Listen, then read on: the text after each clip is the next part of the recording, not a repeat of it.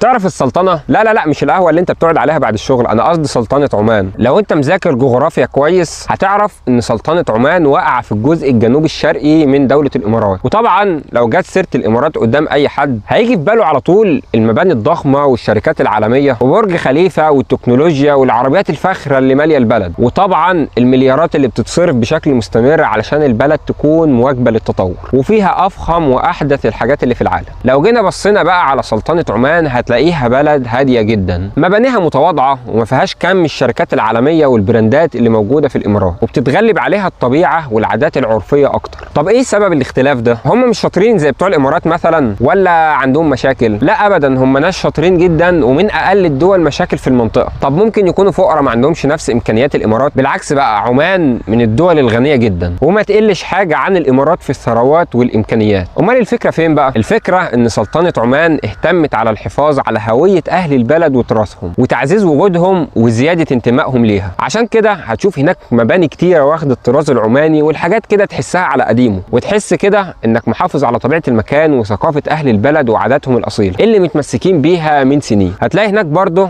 امان كبير وراحه وسعاده بين السكان واستقرار، والدنيا ماشيه زي السكينه في الجاتوه. ده احنا حتى يا جدع بنقعد سنين على ما نسمع اي خبر عن البلد دي، حاجه سلطنه حرفيا يعني.